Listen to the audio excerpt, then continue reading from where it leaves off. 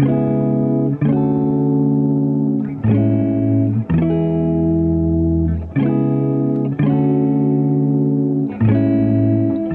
everyone, my name's Yubin, and how you been? And like classic British weather, it is grey and cloudy and raining on this fine August day. So we're dealing with quite dark lighting situation, so let's excuse that. But anyway, for today, I have prepared some skincare advice, some tips, 5 to be exact, that I have learned throughout the years on my skin journey, because you best believe that a few years ago when I went to Korea, Korea wasn't like some turning point, okay? My skin was never that great up to that point, but my point being that before I went to Korea, my skin had just started to clear up. It was looking glowing, skin was clear, there weren't any pimples, and then for some reason, when I went to Korea and I stayed there for a few months, as I do, and obviously I ate my heart out, but then I got back and for some reason, I had really, really bad acne for, I want to say like half a year, but just on my cheeks. They were really buried deep beneath my skin, and it was just painful acne, you know? It didn't matter what products I used, like what stuff I put on my face, it was just there and it was not going away. So full disclaimer, yes, I did actually go on Roaccutane for 2 or 3 months, and yes, it did dry out my skin, but I wouldn't say it became like the Sahara Desert. It still was, I would say, between normal and dry skin, so not that bad, but I know some people who it was a bad reaction, but that might also be dependent on how long you're on Accutane for as well. But anyway, besides that, my point being that even if you are on Accutane, it's not some magical pill, okay? Because even after I got off Accutane, I felt like my skin kind of had withdrawal symptoms, because it felt like I was breaking out more. Even though like the ones buried deep beneath my cheeks were gone, it just felt like I was breaking out more anyway. And that made me realize that some of the skincare habits, not just the stuff that you are lathering on your face. Okay, it's full on pouring now. Give me a second, I need to close my window. Anyway, like I was saying, so I am a very strong believer in skincare products, obviously, and also medication when it's needed. That's fine. But I'm also a very firm advocate for good skincare habits, because no matter what you're putting on your face, in your body, if you don't have good skincare habits, then this is not going to have the full effect that it should be having. So yes, I did go on Roaccutane, but regardless, if you're on Accutane, if you plan on going on Accutane, that's fine, wonderful, brilliant even. But please take into consideration these 5 pieces of advice I'm about to give you, alongside, of course, your skincare products, your medication if you're on any, because they will make a world of difference to your skincare game. For my skincare product recommendations, I'll put them in a future video. But for now, we are talking about skincare habits and how you can implement them into your daily routine without putting too much of an effort in to hopefully improve your skin in the near future. So let's get started. I have literally made a list on my phone, and I will be referring to said list as we progress through this video. But for tip number 1, advice number 1, it's to do with cleaning your face, guys. Before we get onto the main point that I want to make, guys, please, do not sleep with makeup on your face. We all know this, we've all been told this, right? But we all just ignore it. Just a quick nap, a 5-10 minute nap. Don't do it. It's so bad for your skin. Your skin is going to be absorbing all the makeup, all the dirt, the nastiness from your day out. So guys, just please don't do it. But the main point that I want to make is double cleansing. If you don't know what double cleansing is, you use an oil cleanser and then after that you use a foaming cleanser. What does this do for your face? So the oil cleanser, it melts off all your makeup, all the dirt and nastiness from your day out in London. You know, classic London is dirty, right? Underground tube is gross. So you want to be melting off everything you can off your face with your oil cleanser first. And then you move on to your foaming cleanser. You lather it up between your hands, clean your face, wash it off, and your skin will be feeling smooth. It will be feeling clean. Because I actually used to use makeup wipes or micellar water as well, but it just was not doing it for me. I don't know if it's just me, but it kind of felt like, okay, sure, on the surface, my makeup was all removed. It looked clean, but my face didn't feel clean. And I feel like a big part of that reason was, I don't know if it was just the way I was using it or if everyone feels it and they just ignore it, but it felt like I had a layer on my face, like some sort of residue just was left on my face and it just didn't feel like everything had been dissolved, you know. So then I moved to oil cleansing and it was a game changer. I don't know how much I can emphasize my love for double cleansing, especially if I have makeup on.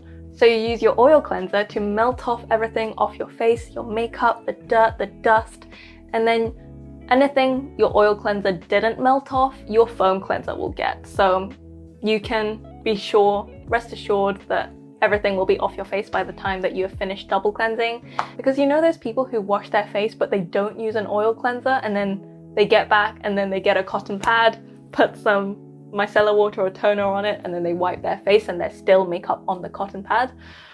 I'm like, how? So yeah, please invest in a good oil cleanser and foam cleanser. And if you want to up your skin cleaning game, you can also get a pore cleansing brush, which is just looks like a normal brush with a little round head. And the bristles are really, really soft and really densely packed together. And it gets into all your pores that your fingers and your fingerprints, I'm assuming, can't get into. So yeah, it's basically like a deep cleanser for when you wash your face with foam cleanser. But yeah, that is my tip number 1 for you guys. My tip number 2, this is to do with the stuff that touches your face. I'm talking pillowcases, I'm talking towels, makeup brushes. Please, people, let's wash them on a regular basis. If you haven't seen my makeup brushes cleaning video, I'll link it in the description below. Do you know how much dust, how much dirt, bacteria, makeup as well has accumulated on your makeup brushes? You probably don't even want to know. So please, wash them regularly. If not the powder brushes or like eye brushes or blush brushes, that I would say is more on the okay side. It would be nice if you wash them regularly, but if you have a lot of makeup brushes, I do get it. I am also the kind of person who's a bit lazy, so I understand your pain. But I am urging you, foundation brushes especially, and makeup sponges, powder, puffs, anything that you use anything that you use to blend out foundation or concealer, please wash them on a regular basis. For me, if I use my foundation brush or my concealer brush, I don't really use a sponge to blend out foundation anymore, but if I do, the sponge would also be included in said list. I tend to put on foundation maybe 2 or 3 times, then I'll wash them. So I end up washing my foundation tools every week, and it's made a whole load of difference to my skin, because I'll know once I start breaking out randomly.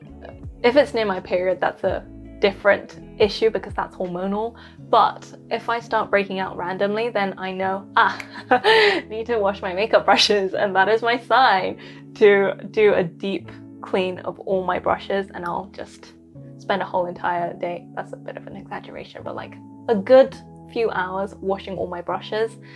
And the same goes for pillowcases. I change mine every 2 or 3 days.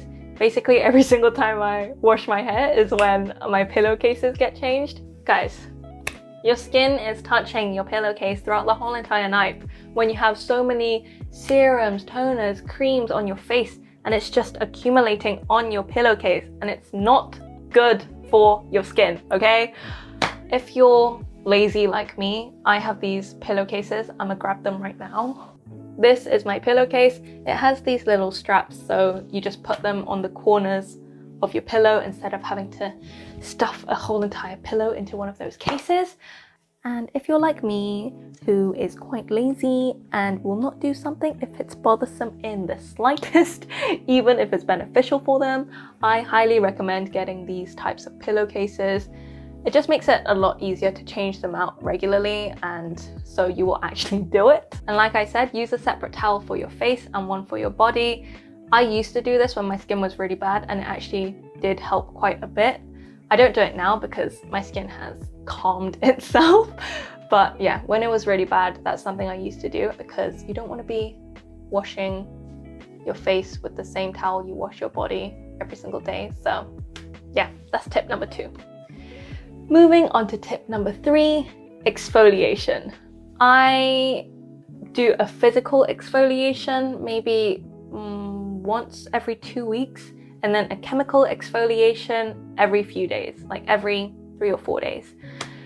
Why is exfoliating good for your skin? It gets rid of the dead skin cells on the top layer of your skin, but a physical exfoliation, so I use a peeling gel. So once I'm in the shower, I'll double cleanse, and then every two weeks, I would say, is a good middle ground, sometimes 3 weeks as well, depending on how dead your face feels. Yeah, I will do a peeling gel exfoliation, and it just gets rid of, gently gets rid of the top layer of skin, and then you just have baby soft skin afterwards. And if I obviously do a physical exfoliation, then I won't do a chemical exfoliation that same day as well. But every 3 or 4 days, I'll do a chemical exfoliation, but they're just cotton pads soaked in the acid. And one side is slightly like a gauze and the other is like a cotton pad. And I use the gauze to exfoliate very, very lightly. You don't want to be rubbing your skin raw, okay? But I have realized the hard way that exfoliating regularly will help massively. Obviously, don't do it too often, because then it will do the exact opposite of what you want it to do, and your face will just be feeling very dry and not good. So yeah, regularly, but not often. And then my 4th tip is to moisturize properly. I don't care if you have dry skin or oily skin or even combination skin, because I was the kind of person who thought I had really oily skin, so I don't need to moisturize. No. It turns out that I actually had normal to dry skin, but because I wasn't moisturizing properly, my skin was overcompensating by producing more oil, and then that broke me out more, and then it becomes a vicious cycle. So regardless of whether you have dry skin or oily skin, please moisturize properly. If you have oily skin, use a light moisturizer and layer it up.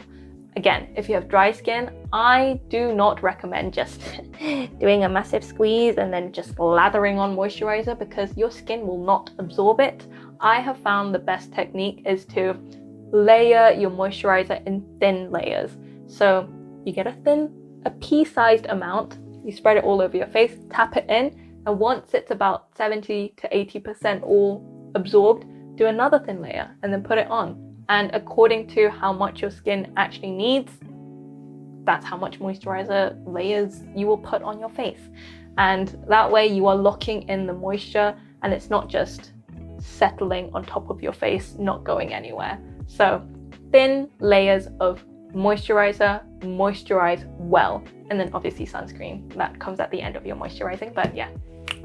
Moving on to tip number 5. This is probably a very obvious piece of advice. Don't touch your face, because you're just going to aggravate the situation. you're going to make it worse. But I will raise my hand, and I'm kind of ashamed to admit, but I am a stress squeezer. So if I'm really stressed, obviously the hormones will make your face break out anyway. And me being someone who, if they see a pimple on my face, I can't resist the urge to squeeze it. So if you're like me and you cannot resist the urge to touch your face, please just wash your hands before, wash your face afterwards, and again, wash your hands after touching your face, obviously. And also don't use your nails on your skin, because you're gonna break your skin and you're gonna leave a scar. Words escaped me. Yeah, you're gonna leave a scar. You're gonna start digging into your skin. So what I do is I'm literally giving like how to squeeze your spots without leaving a mark. I wrap my fingers in tissue or cotton, and that way you're relieving some of the pressure that you would be putting on your skin through your nails, and that way it doesn't really leave a mark. So that's what I do, because if I see it, I can't not touch it. And yeah, that's just me. But the ideal situation would be to not touch your face, but I can sympathize with the temptation to touch it. But just wash your hands before, wash your face as soon as you've touched your face. Yeah, that would be my piece of advice if you're like me. And this is a very obvious piece of advice, but please just be gentle with your skin. Be gentle with it when you're touching it, when you're washing it, when you're putting products on it. I don't want to be seeing this, okay? Please, just small round circles. So when I'm washing my face, I use small little circles like this. And also when I'm putting on products on my face, again, like this or like this.